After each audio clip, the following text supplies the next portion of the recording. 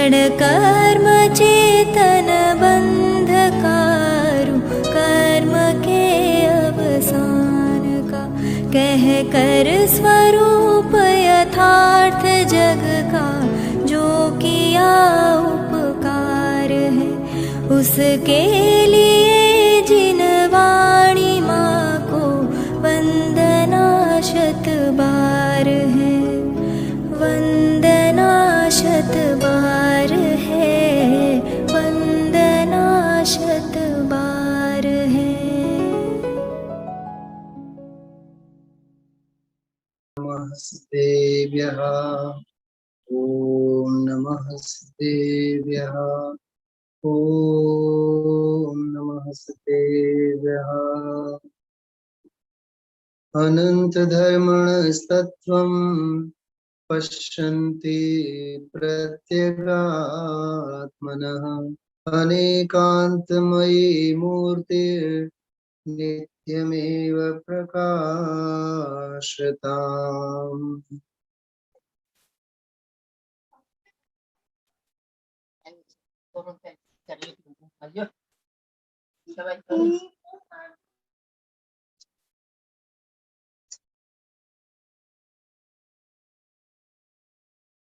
शुक्रवार और शनिवार सप्ताह के अंतिम 2 दिन के स्वाध्याय के क्रम में हम आप लोग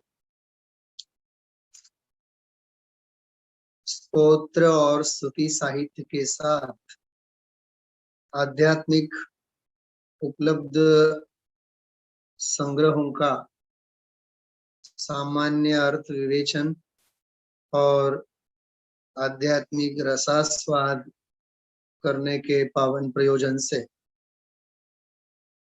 एक विशेष स्वाध्याय का अनुष्ठान प्रारंभ किया है। इस रोग महामारी के विकट काल में भी घर बैठे हम आप लोगों को प्राचीन काल के ऋषि मुनियों के आगम अध्यात्म के ग्रंथों की अवगाहना करने का महान लाभ प्राप्त होता ही है। साथ ही साथ प्राचीन कवियों के पद भजन आदि के माध्यम से भी हम अपनी आत्म भावना का बोलन किया करते हैं।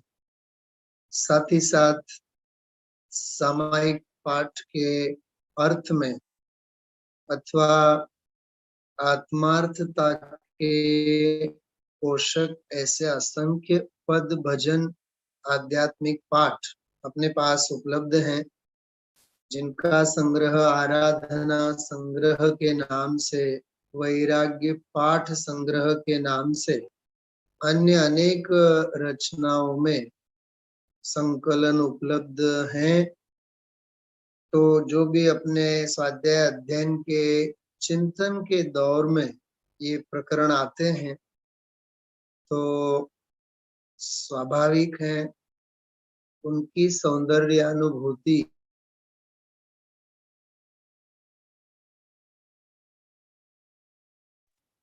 हम आप सबके इस प्रयोजन से एक होय त्रण काल मां परमारथ नो पंथ। एक आत्मार्थी को तो एक ही प्रयोजन होता है, अध्यात्म रस का रसास्वादन हो, आत्म कल्याण की भावना दृढ़ हो, दृढ़ीकरण का मार्ग है। शब्द याद रखिएगा, बहुत काम आएगा। दृढ़ीकरण का मार्ग है।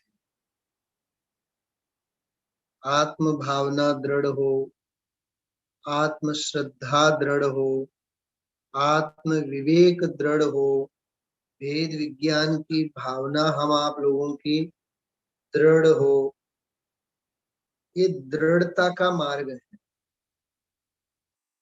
ये आगम अध्यात्म के समन्वय के साथ आत्म भावना को दृढ़ करने का मार्ग है। इसलिए ये सारा अनुष्ठान हम आप लोग करते हैं।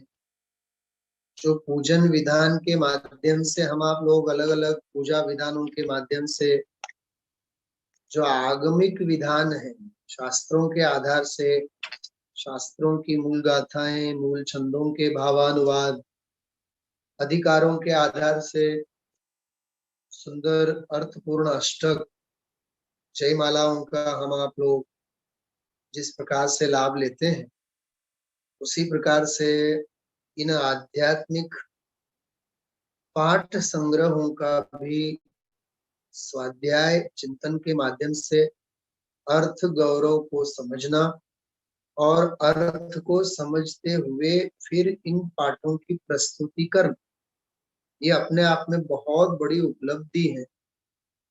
इस हेतु से हम आप लोगों ने बाल ब्रह्मचारी रविंद्र भाई बड़े पंडित जी साहब की अपूर्व रचनाओं में से एक जिन मार्ग, जिसमें देवशास्त्र गुरु की महिमा, जिन मार्ग की महिमा, जिन शासन की महिमा और जिनानुयायी का जीवन कितना तत्व ज्ञान में चिंतन मनन स्वरूप होना चाहिए, सारी प्रेरणा इतनी धैर्य के साथ, इतनी शांति से, इतना निराकुल होकर के पर से पृथक परमात्मा स्वभावी ज्ञायक आत्मा की कैसी निष्पृह भावना हानि चाहिए, श्रद्धा की विशुद्धि के साथ, ज्ञान विवेक की परिशुद्धि के साथ, स्वभाव और स्वरूप की साधना की स्थिरता के साथ इस प्रकार से भावना होनी चाहिए। अद्भुत चित्रण कल हम आप लोगों ने प्रारंभ के 8 छंदों की विषय वस्तु अपन ने देखी थी। ये बारंबार विषय वस्तु हर छंद के माध्यम से कहने का तात्पर्य भी यही होता है कि हमारे चिंतन में वह स्तोत्र, उसका नाम लेते ही अपने चिंतन मनन में विषय घूमना चाहिए। अनुप्रेक्षा नाम का स्वाध्याय होता है, उसमें भी क्या होता है, यही तो होता है। अनुप्रेक्षा नाम का जो स्वाध्याय होता है, जो भी हम आप लोगों ने सत्य का श्रवण किया है, सत्य सुना है, सुन रहे हैं, उसका निरंतर घोलन हो, निरंतर चिंतन मनन में वह विषय बने रहना, उसको अपन शास्त्रीय भाषा में कहें, अपने ज्ञान का गेय निरंतर बना रहे, तो अपनी परिणति में वही वही वही वही वही विषय खुलेगा। तो विषय का रहस्य अपने दिलो दिमाग में छा जाए। ये है मन की शुद्धि का एक बहुत आसान तरीका है। खैर, आज तो मैं न पाठ करूंगा पहले के 8-9 छंदों का और न विषय वस्तु की बात करूंगा, फिर क्योंकि आज तो ये पूरे काव्य तो होने वाले नहीं है, क्योंकि 10 से 15 अभी 6 काव्य बाकी है। आज सीधा मैं 10वें काव्य की तरफ आगे बढ़ता हूँ। कल 9वें काव्य के आधार से हम आप लोगों ने देखा था कि जगत चाहे जैसा भी परिणमन करे, हमें इष्टानिष्ट विकल्प नहीं करने चाहिए, क्योंकि हमें ऐसा सुंदर समागम मिला है, तो क्यों हमें मिथ्या संकल्पों में जीवन बर्बाद करना चाहिए। तो कहने का मतलब ये है इसमें कि ऐसा सुंदर समागम मिला है, तो हमें बिना कारण, बिना किसी कारण हमें अपने परिणामों को बिगाड़ना नहीं चाहिए और समय व्यर्थ नहीं करना चाहिए। इस रूप से इसमें बहुत सुंदर भावना थी। ऐसी ही कुछ और उनकी जो पंडित जी साहब की ही अन्य रचनाओं में भी थोड़ा सा इसी प्रकार का एक छंद है, उसमें भी इसी प्रकार की भावना व्यक्त की है उन्होंने कि ऐसे राग देश के निमित्त आदि हमें मिले हैं, तो उनमें हमें क्यों अपने परिणामों को व्यर्थ में बिगाड़ना चाहिए। हमें तो बस जो परमार्थ मिला है, जो सहज सन्मार्ग मिला है, उस मार्ग में आगे बढ़ो और अपनी भावना को और दृढ़ करो। इस प्रकार से हम आप लोगों को इसमें सोचना चाहिए। देखिए, उसका फिर पाठ का स्वाध्याय जब हम लेंगे, जब लेंगे विस्तार से लेंगे। वो पाठ में याद कर रहा था, जो अभी 2-3 दिन पहले के स्वाध्याय में, प्रातः काल के स्वाध्याय में मैंने 2 कड़ी भी ली थी। सहजपने स्वीकार, बहुत सुंदर 10-11 छंदों में अद्भुत काव्य। इसके बाद उसी को हम आप लोग लेंगे। चलिए अब देखिए, सीधा 10वां काव्य लेते हैं। कितना सुंदर, कितना सुखमय, कितना सुंदर, कितना सुखमय, अहो सहज जिन पंथ है। देखिए, गौरवानुभूति ऐसी होनी चाहिए। ये है सेल्फ रिस्पेक्ट, ये है गौरव।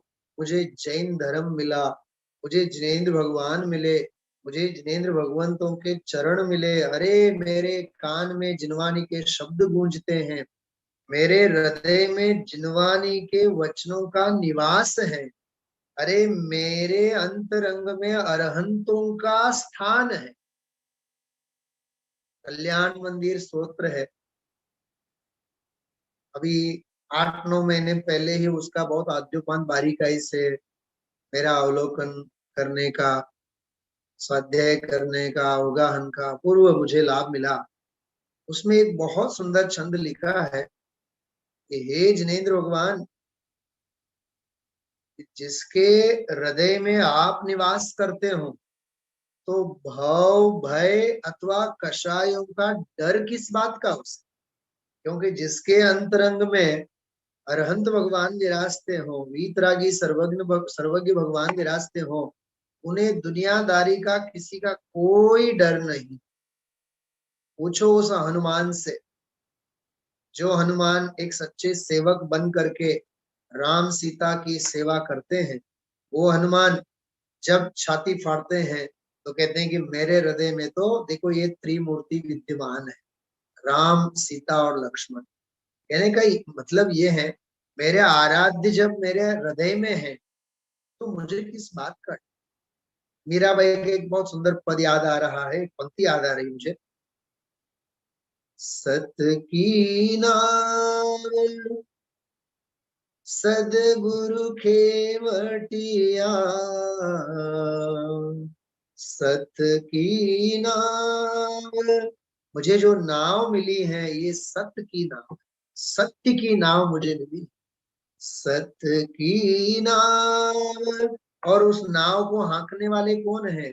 सदगुरु खेवटिया, भव सागर तीर आयो, पायो जी में तो राम रतन धन पायो, पायो जी में तो राम रतन धन पायो।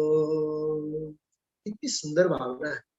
मुझे जो सत्य की परमार्थ की नाव मिली है और उस नाव को भी चलाने वाले मेरे गुरु मुझे मिले हैं, तो मुझे डर किस बात। कहने का मतलब ये विश्वास की बात होती है। बहुत अद्भुत बात है कि हमें कभी भी अपने देव आराध्य अथवा गुरु के प्रति आशंका नहीं होनी चाहिए। जैसे बालक होता है, पूरे मैदान में खेल रहा होता है, लेकिन हर क्षण उसकी नजर अपनी माँ की तरफ होती है। जैसे शपक श्रेणी में विराजमान, शपक श्रेणी का आरोहण करने वाले निर्ग्रंथ मुनि भगवंतों का, शुद्धोपयोगी संत का, दृष्टि का विषयभूत भगवान आत्मा, जाग तो जीव उभो छे ते क्या, बस एक त्रिकाली ध्रुव ज्ञायक स्वभाव के ऊपर ही दृष्टि बनी रहती है। वैसे ही मैदान में अन्य बच्चों के साथ खेलने वाला वो छोटा बच्चा, उसकी हर पल पैनी नजर अपनी माँ की तरफ रहती है। बच्चे की नजर माँ की तरफ और ज्ञानी धर्मात्मा की तरफ, अंतरात्मा की तरफ, अंतरात्मा की तरफ, उसकी माँ की तरफ, यहाँ अंतरात्मा की तरफ, ये होती है दृष्टि। देखिए भाई, शास्त्र कम समझ में आए, अधिक समझ में आए, कम समझ में आए तो कोई अहित होने वाला नहीं है, और अधिक समझ में आ जाए तो कोई नुकसान नहीं होने वाला है। लेकिन आना चाहिए सही सही समझ। कम समझो, अधिक समझो, लेकिन सही समझो। क्या कहा? कम समझो, अधिक समझो, लेकिन सही समझो। सूत्र याद रखिए, बहुत सुंदर बात है। हाँ? धीरे चलो, धीरे चलो कि जल्दी चलो, लेकिन चलो, चलना जरूरी है। ऐसे ही कम समझे, अधिक समझे, लेकिन समझना जरूरी है। अरे मुझे सत्य भगवंतों की नाव मिली, निर्ग्रंथ मुनि भगवंतों की नाव मिली, और उस नाव को भी चलाने वाले वो ही है, गुरु। भव सागर तीर आयो, पायो जी मैं तो राम रतन धन पायो, पायो जी मैं तो राम रतन धन पायो। समझ में आ रही बात? हाँ? इसलिए विश्वास नहीं खो। अरे देव गुरु धर्म मिलने हैं, सारी दुनिया की संपदा मुझे मिली। हाँ?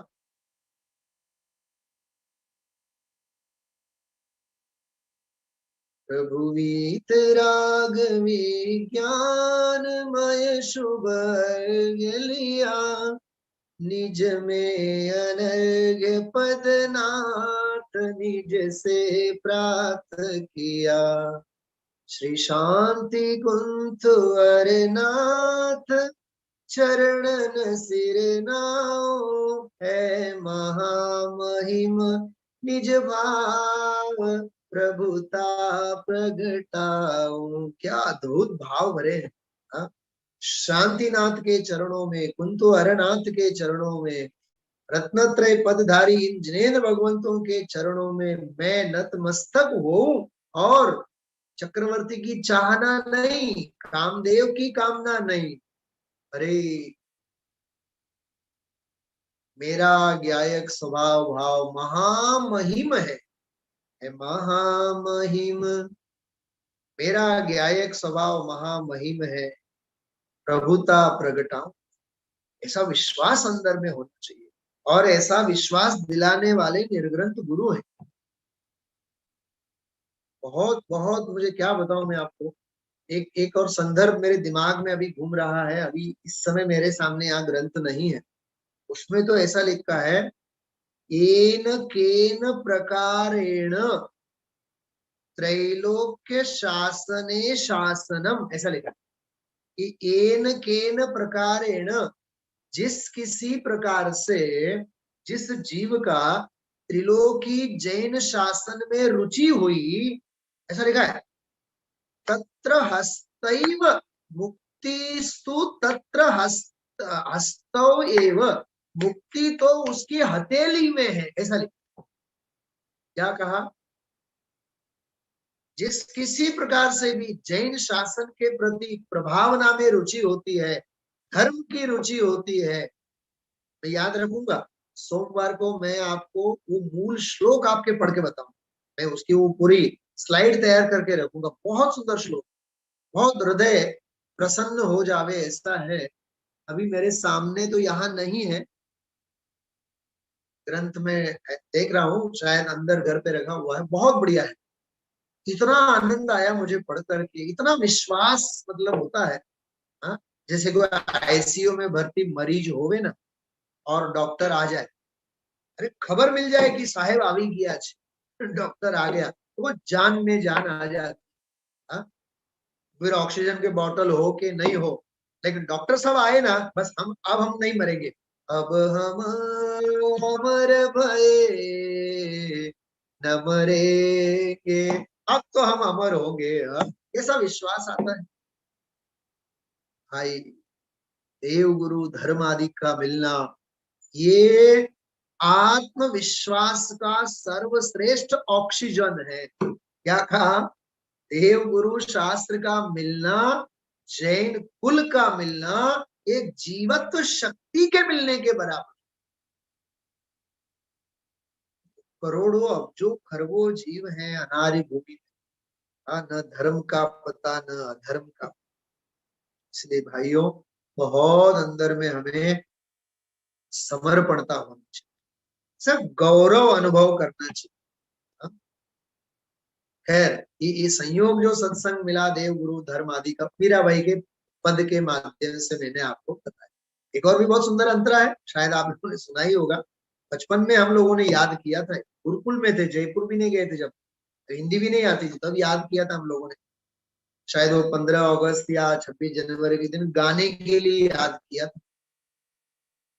करचन खूटे चोरन लूटे, खर्चन कूटे चोरन लूटे, दिन दिन बढ़त सवायो, पायो जी मैं तो राम रतन धन पायो, वस्तु अमोलक दी मारे सदगुरु। अरे मेरे सदगुरु ने, मेरे निर्ग्रंथ गुरु ने, त्रिलोकीनाथ ने मुझे महा अमोलक वस्तु दी है। अमोलक मतलब अनर्घ्य, इसकी कोई कीमत नहीं है। चक्रवर्ती की संपदा भी मैं लौटाऊं तो भी कम है। अरे श्रीमद जी को जब समय सार मिला था, तो समय सार को उन्होंने हीरे से उनका सम्मान किया था। उसको गुजराती में बोलते हैं हीरा थी वधाईवा था। हीरा हीरा डाले थे समय सार के ऊपर।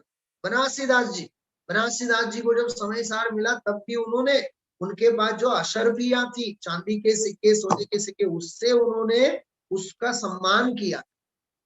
और इस महापुरुष ने तो क्या बोला आपको पता ही है, हाँ? आ तो अशरीरी थवानो शास्त्र। ऐसा है भाई, बहुत हुआ आना चाहिए। गौरव, फील फर्स्ट सेल्फ रिस्पेक्ट, याद रखना, फील फर्स्ट सेल्फ रिस्पेक्ट। हमें स्व का सम्मान होना चाहिए। एक जैन कुल मिला है, जिन धर्म मिला है, देव गुरु धर्म मिले हैं, ऐसे ज्ञानी धर्मात्मा मिले हैं, इससे बड़ा और क्या गौरव चाहिए। हाँ? कितना सुंदर, कितना सुखमय, अहो सहज जिन पंथ है, धन्य धन्य स्वाधीन निराकुल, मार्ग परम निरग्रंथ है। इतना सुंदर, कितना सुखमय, ये केवल भाषा नहीं है। इतना सुंदर, ओहो हाउ ब्यूटीफुल, जैसे बोला, ओहो व्हाट ए ग्रेट सरप्राइज, ऐसे हाउ, ये बोलते हैं इसको एक्सक्लेमेटरी सेंटेंस, मतलब आश्चर्य व्यक्त करने के लिए। जब ओ हो क्या मंदिर है, ओ हो क्या बंगला है। अरे बंगले को देख देख करके ऐसे परिणाम करेंगे तो नरक निगोद के परिणाम है, वो महापाप के परिणाम है। इष्टम जिनेन्द्र भवनम भवतापहारी, जिनेन्द्र भगवान के भवन को देख करके भी भव भव के ताप शांत हो जाता। इतना सुंदर, कितना सुखमय, इसी में रोमांच होना चाहिए हम। चलो 10वां चरण, यही भावना प्रभो स्वप्न में भी विराधना रंचन हो, सत्य सरल परिणाम रहे नित मन में कोई प्रपंच न हो। विषय कषाया रंभ रहित आनंदमय पद निर्ग्रंथ। धन्य धन्य स्वाधीन निराख मार्ग परम निर्ग्रंथ है। कितनी सुंदर बात कह रहे हैं। यही भावना प्रभु स्वप्न में भी विराधना रंच न हो। मैं जागृत अवस्था में तो विराधना होने ही नहीं दूंगा, किसी भी प्रकार से अवर्णवाद नहीं होने दूंगा, अपलाप होने नहीं दूंगा, अभिनय नहीं होने दूंगा। लेकिन हे प्रभु, स्वप्न दशा में भी विराधना न हो। क्या कहा? मैं आपको एक प्रश्न पूछता हूं, अपने आप से पूछना। हमें जागृत अवस्था में पानी छान के पीना चाहिए या स्वप्न अवस्था में पानी छान के पीना चाहिए? हा? छना हुआ पानी जागृत अवस्था में पीना चाहिए कि स्वप्न अवस्था? जब स्वप्न अवस्था में अनछना पिए तो कोई दिक्कत नहीं है ना, महापाप है। अरे तू जैनी होके जागृत अवस्था में छान के पानी पीता है,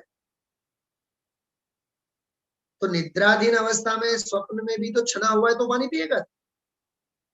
ऐसे कैसे हो सकता? मैं आपको आचार्य कुंद कुंद देव की एक गाथा बताऊंगा।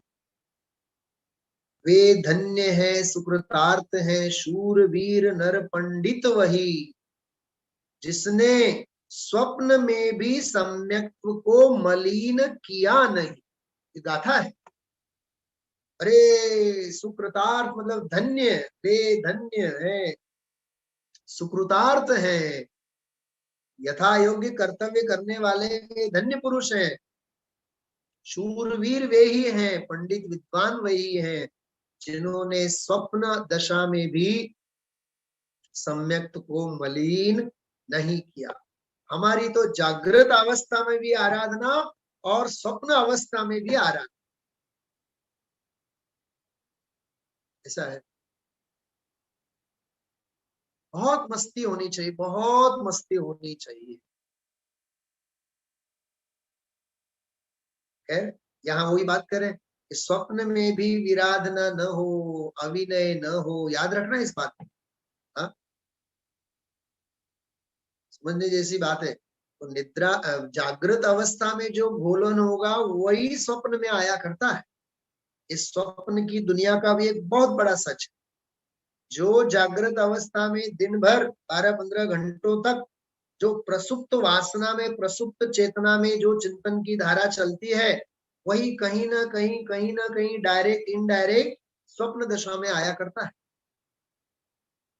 सत्य सरल परिणाम रहे नित, मेरे परिणाम सत्य रहे।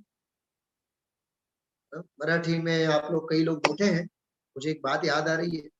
सत्याची मज कास धरू दे, सत्यास्तव मज केवळ जगू दे, सत्यात स्वर्ग मम हो, मन माझे सुंदर हो। बहुत सुंदर भक्ति, क्या बताऊं मैं, रोम रोम मेरा पुलकित होता है। चौथी पांचवी कक्षा में जब गुरुकुल में थे, जब हम लोगों ने ये सब किया, मतलब लाख लाख शुक्र है उस गुरुकुल जीवन को, जिसने हमें इस प्रकार के अध्ययन स्वाध्याय के अवसर प्रदान किए। जयपुर जाने के बाद तो 4 चांद ही लग गए। हाँ, क्या कहा मैंने, सुन रहे हैं ध्यान से सभी लोग? सत्या सत्यात स्वर्ग मम हो, मन माझे सुंदर हो। हे प्रभु, मेरा मन सुंदर हो। ऐसी बात, सत्य धर्म, सत्य की निष्ठा, हाँ?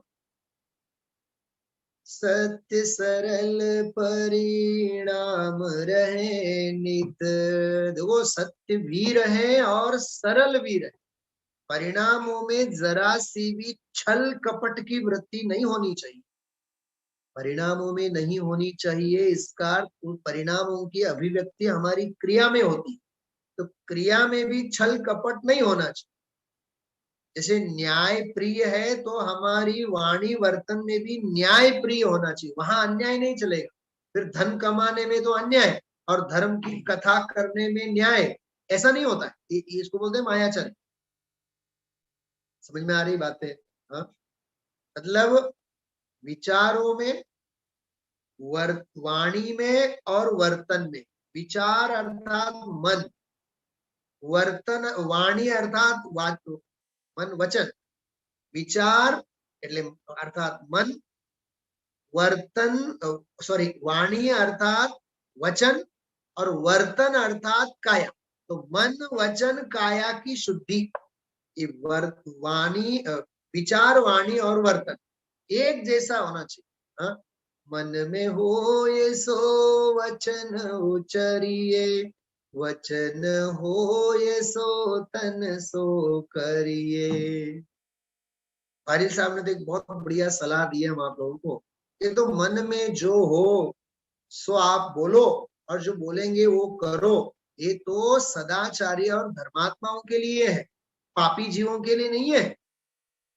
पापी के मन में तो ऐसा चल रहा है सारी दुनिया जल करके भस्म हो जाए, ऐसे बोलने लगे और भस्म करने लगे, तो ऐसे पापियों के लिए नहीं लिखा है, उनके लिए तो ये सूत्र लिखा है, उन्होंने लिखा है बहुत बढ़िया।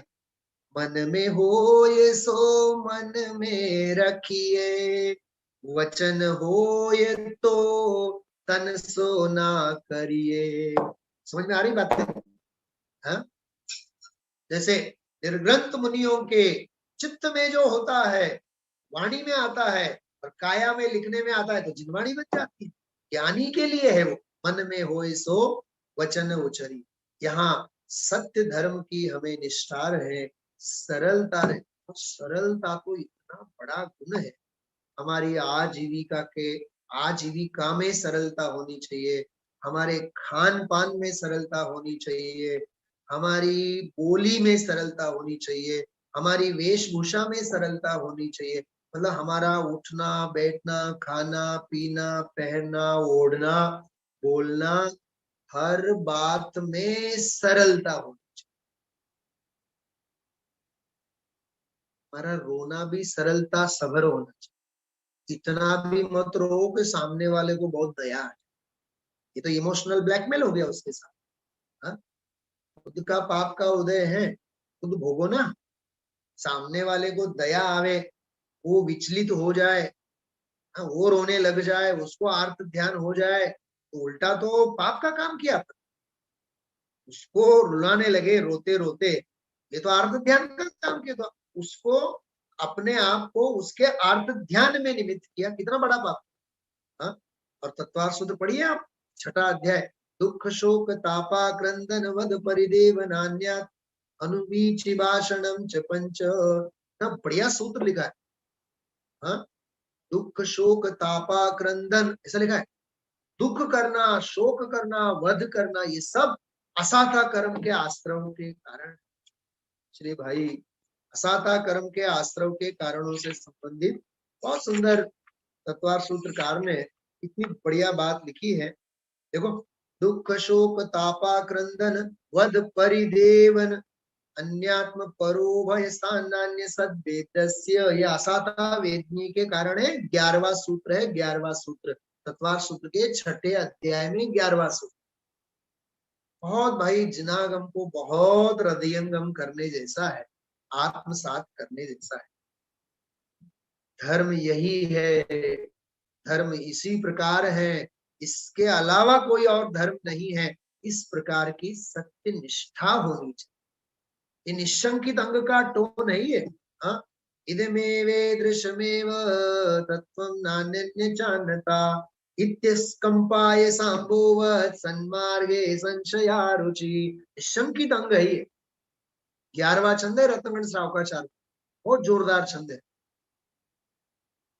उससे पहले 10वां छंद है वो मुनिराज का स्वरूप है, और 11वें छंद से फिर सड़ंग उन्होंने 8 छंद लिखे हैं 8 अंगों के बारे में।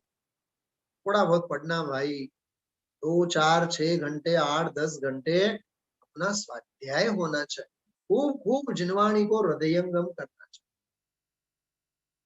सत्य सरल परिणाम रहे नित, मन में कोई प्रपंचन हो। अरे दुनिया की जो पंचात बोलते हैं ना, हाँ, दुनिया की पंचात, हाँ, किसकी शादी किसके साथ हुई, कौन भाग गया और कौन भाग गई और कौन घर गई, और फलाना ढिकना, हाँ, किसके घर में आग लग गई और किसका नुकसान हुआ, दुनिया भर की विकथा बोलते ना, विकथा, स्त्री कथा, चोर कथा, राष्ट्र कथा, ये सब विकथा महापाप के कारण है। कथा करनी होवे तो वीतराग कथा, तत्व ज्ञान का आदान प्रदान, साधर्मी को तो परस्पर तत्व चर्चा ही होनी चाहिए। रहस्यपुर चिट्ठी पंडित टोडरमल जी साहब। साधर्मी को तो परस्पर में तत्व चर्चा होनी चाहिए।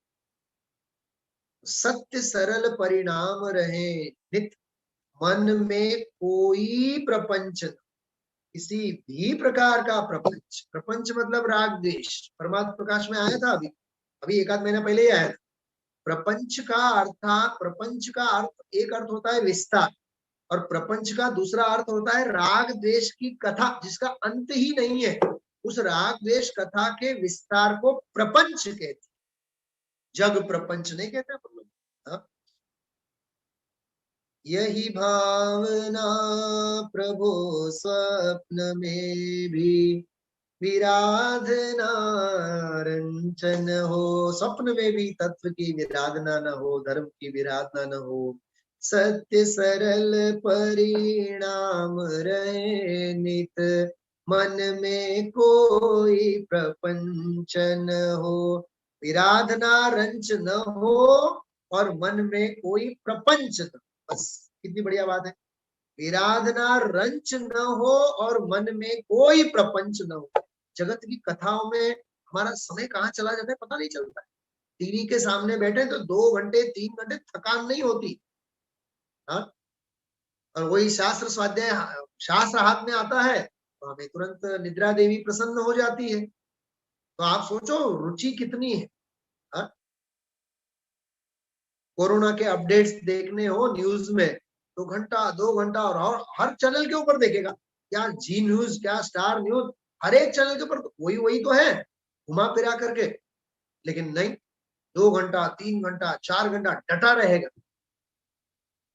उससे बेटर है स्वाध्याय अध्ययन करो, 2 4 6 घंटे 10 20 घंटे खूब स्वाध्याय करो। कल भी मैंने कहा था मुफ्त में इस जीव को पुण्य कमाना कैसे, ये भी नहीं आता। हाँ, मुफ्त में पाप कैसे कमाना यह आसानी से आता है। समझ में आ रही बात, हाँ? पंडित जी साहब का एक वाक्य है, मिथ्यात्व के गर्भ में, मिथ्यात्व के गर्भ में राग द्वेष आदि के वृक्ष तो सहज उग जाते, और समय दर्शन के गर्भ में वीतरागता के वृक्ष सहज उग आते। ऐसा सोचना चाहिए। यही भावना प्रभु स्वप्न में भी विराधना रंचन हो, सत्य सरल परिणाम रहे नित, मन में कोई प्रपंच न हो, विषय कषाय आरंभ रहित, विषय कषाय आरंभ इन सब से रहित। विषय मतलब 5 इंद्रिय के विषय, हाँ? गलत सुनना, निंदा का सुनना, हाँ, ये तो कर्णेंद्रिय का विषय। रसनेंद्रिय का विषय दूसरों की निंदा करना, हाँ, दूसरों के बारे में अवर्णवाद करना, गलत सलत बोलना, आंखों से गलत देखना, विषय कषाय आदि के दृश्यों को देखना, ये सब नेत्रेंद्रिय का दुरुपयोग है, रसनेंद्रिय का दुरुपयोग है। भाई इतना सोचने जैसा है। विषय कषाय, जो कषाय क्रोध मान माया लोभ सब सारी कषाय, 25 प्रकार की कषाय। आरंभ, जितना जो है घर परिवार धंधा व्यापार, रसोई पानी खाना पीना ओढ़ना सोना बिछाना, ये सब आरंभिक क्रिया है। आप नहीं लगता है? सोचो, आप गंभीरता से सोचो। विषय कषायारंभ रहित आनंदमय पद निर्ग्रंथ है। आनंदमय पद निर्ग्रंथ है। 10वां श्लोक मैंने बोला था ना अभी, 10वां श्लोक रत्न सावचा। ईशियाशावशातीतो निरारंभो परिग्रह ज्ञान ध्यान तपो रक्त तपस्वी स प्रशस्यते। क्या सुंदर श्लोक लिखा है समंतभद्र देव ने, नतमस्तक होने का मन करता है। विषय कषायों से आरंभ से जो अतीत है, विषयाशावशातीतो, विषय कषाय के वश से अतीत है, मतलब विषयातीत है कषायातीत है। विषयाशावशातीतो, विषय की आशा से अतीत, विषयाशावशातीतो निरारंभो परिग्रह, निरारंभी है, कोई आरंभ नहीं। हाँ, कोई मकान बनाना नहीं और मकान बनाने वाले की अनुमोदना, न खाना बनाना है न बनाने वाले की अनुमोदना है। और पता चल जाए कि मेरे उद्देश्य से यह आहार बना है तो आहार भी नहीं लेंगे, क्योंकि मैं मेरे उद्देश्य से मैं मेरे निमित्त से किसी को कोई गलत काम करने नहीं दूं, मतलब अनुमोदना नहीं करूं। इसलिए मैं एक वाक्य बोला करता हूं, प्रायः सुनना आप ध्यान से, 2 बार बोलूंगा, ध्यान से सुनिए। हमें किसी की सहानुभूति नहीं, अपनी स्वानुभूति प्यारी होनी चाहिए। क्या कहा? अरे सहानुभूति नहीं, स्वानुभूति चाहिए, स्वानुभूति, सेल्फ रियलाइजेशन करो। किसी की भी सहानुभूति की हमें आवश्यकता नहीं है। कोई आकर के हमारे ऊपर दया करे कृपा करे, व्यवस्था ही नहीं है। हाँ, चित्त शांत तो हम शांत, मन शांत तो हम शांत। हाँ, वीतरागता तो अपनी हथेली में, शांति तो अपने हथेली में, आनंद तो अपने हृदय में, तत्व ज्ञान तो अपने रोम रोम में, देश प्रदेश में। विषय कषा, हाँ, विषयाशा वशाती तो निरारंभो अपरिग्रह। देखो, कोई भी किसी भी प्रकार का परिग्रह नहीं, तन पे वस्त्र का धागा नहीं, नग्न दशा है। निर्वस्त्र दिगंबर काया से भी प्रकट हो रहा अंतर। सुंदर पूरा चित्रण है। आरंभ नहीं, विषय नहीं, कषाय नहीं, ऐसा पवित्र जीवन। हाँ? इस प्रकार से इसमें निर्ग्रंथ मुनि दशा की तरफ भी इशारा किया 3री पंक्ति में। अब मैं 11वां छंद केवल पढ़, इसका विशेष अर्थ हम आप लोग कल करेंगे, कल बल्कि अगले सप्ताह करेंगे।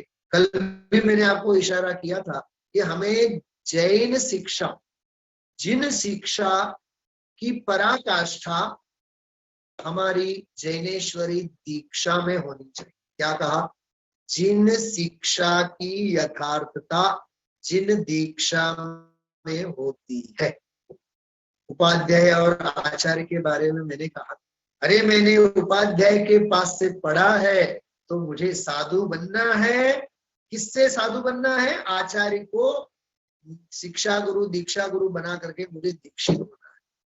वेश दिगंबर धार, वेश दिगंबर धार, चले हैं मुनि दूल्हा बन के। शिक्षा तो पाई है, और यदि दीक्षित नहीं होते हैं वो शिक्षा सार्थक नहीं होगी। ने शास्त्रों में हर जगह लिखा हुआ है, चरणानियों के ग्रंथों में, कि पुरुष को देह छूटने के काल में वस्त्र पात्रादि का त्याग करके उसे जैनेश्वरी दीक्षा लेनी चाहिए। तो बहुत दिमाग में विषय घूम रहा है, स्त्रियों के लिए बल्कि अर्जिका की पर्याय वाले जीव को भी ये कहा है, शास्त्रों में लिखा हुआ है। अर्जिका की भूमिका में जब जीव अंतिम समय में संलेखना लेता है तो उसे भी मूलाचार में लिखा है, मूलाचार में उसे भी वस्त्र पात्र आदि को त्याग करके वन जंगल में बिल्कुल निर्ग्रंथ दशा अंगीकार करनी चाहिए, जहां मनुष्य आदि न हो।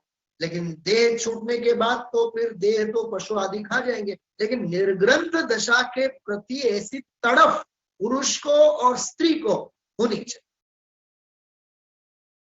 बहुत गंभीर और गहन बात मैंने कर दी है, सुनना आप ध्यान से, ठीक है। तो वो वाली बात इसमें 11वें छंद में है, इसको नए सिरे से अपना आनंद के साथ अगले सप्ताह लेंगे। केवल सुनिए क्या पंक्ति है।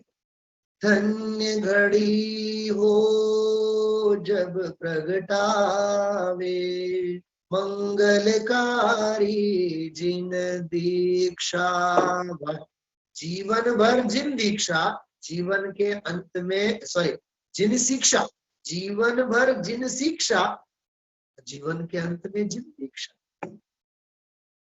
और उसके बाद न शिक्षा न दीक्षा, सीधा जिन, जिन शिक्षा भी नहीं जिन दीक्षा भी नहीं, फिर तो जिन होना है सीधा। ऐसा अपना आत्म कल्याण का मार्ग हमें प्रशस्त करना चाहिए। धन्य घड़ी हो जब प्रगटावे मंगलकारी जिन दीक्षा, प्रचुर स्वसंवेदनमय जीवन होय सफल तब ही शिक्षा। देखो, प्रचुर स्वसंवेदनमय जीवन, मैं आपको समय सार की 5वीं गाथा के आधार से इसका विशेष अर्थ करूंगा। अविरल निर्मल आत्म ध्यान होए भ्रमण का अंत हो, कितना सुंदर कितना सुखमय अहो सहज जिन पंथ है, अहो सहज जिन पंथ है।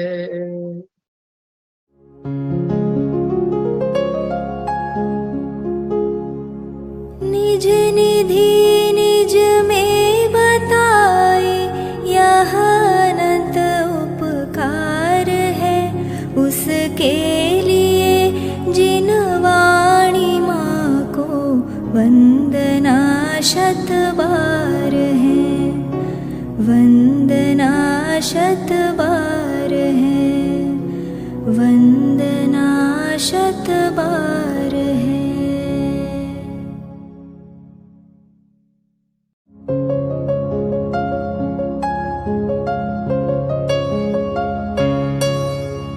हे जिन वाणी भारती तो ही जपो दिन रैन, जो तेरी शरणा गहे सो पावे सुख चैन। जा वाणी के ज्ञान दे सूझे लोकालोक, सो वाणी मस्तक नवो सदा देत हो ढोक, सदा देत हो